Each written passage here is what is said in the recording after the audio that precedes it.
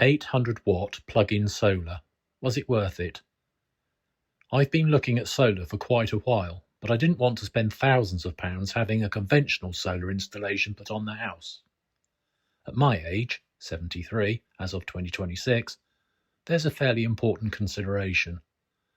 I don't want to be told that something will pay for itself in 10 years. I might not have 10 years. So I was looking for something relatively inexpensive that would make a noticeable difference to my electricity bill, without turning the house into a science project. And eventually I found these. 2 JA solar panels, each rated at 455 watts, giving me a total of 910 watts of solar capacity. They're connected to an 800-watt Hoymiles microinverter, which is Wi-Fi enabled. So, although I've got 910 watts of panels, the inverter limits the output to 800 watts. And that is where things got interesting. Why an 800-watt system? 2 reasons. The attraction for me was simplicity. And secondly, on the 27th of August 2026, the law changes to allow for a plug-in solar system limited to 800 watts in the UK. The solar panels generate electricity, the microinverter converts it into mains electricity, and the system feeds that electricity into the house. There's no enormous battery, no complicated system of controls, and no huge installation cost. At least, that was the theory. The panels are going on my garage roof, which faces south-southeast and has a pitch of 24 degrees. That's actually a pretty good orientation for solar. The garage is attached to the house, so I also have a convenient electrical supply inside. The plan is to have 2 panels connected in series on the roof, with the 2 PV cables coming down into the garage to the Hoymiles inverter. The inverter itself can then sit inside the garage where it has plenty of ventilation. Finding somebody to put the panels on the roof. This turned out to be rather more difficult than I expected. I contacted solar installers and roofers, but getting somebody interested in installing just 2 panels wasn't easy.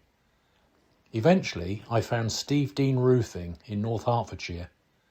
He came to look at the roof and quoted. I thought it was a little steep. We eventually settled on a price. More of that later.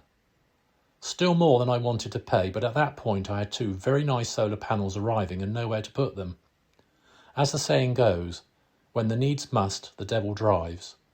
So the installation is booked, and I'm very glad that I actually did use Steve, because he's very experienced and a perfectionist. What am I expecting it to produce?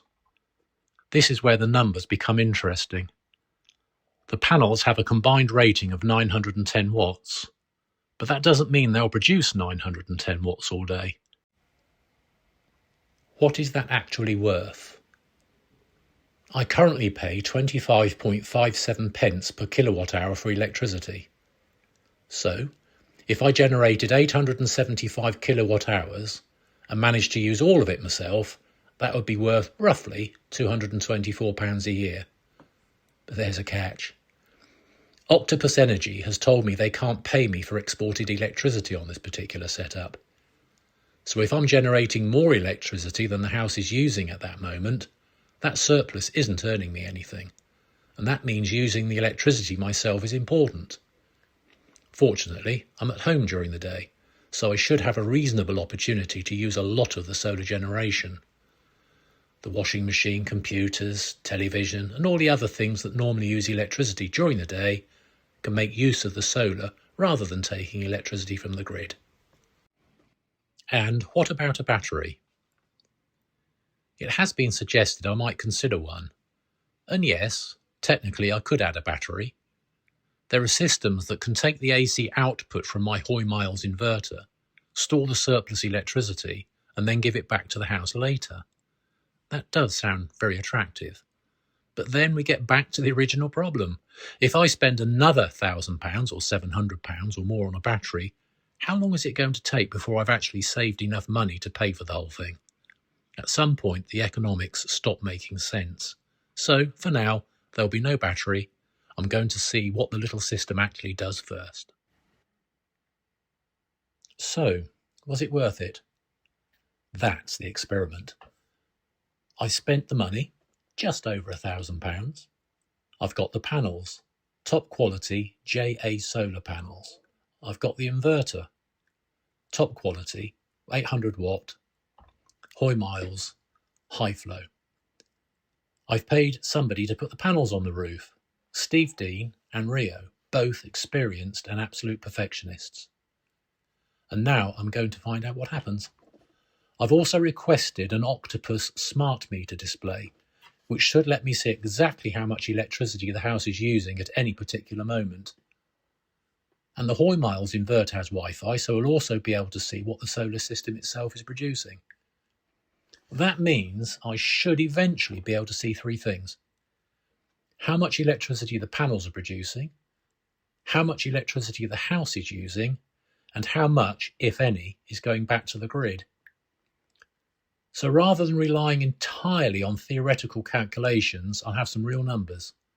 And that's really what this experiment is about. Will a relatively small 910 watt solar array, limited to 800 watts by the inverter, make a worthwhile difference to my electricity bill? Or have I spent a fairly substantial amount of money for the privilege of watching two very expensive rectangles sit on my garage roof? There's only one way to find out, and I'll let you know.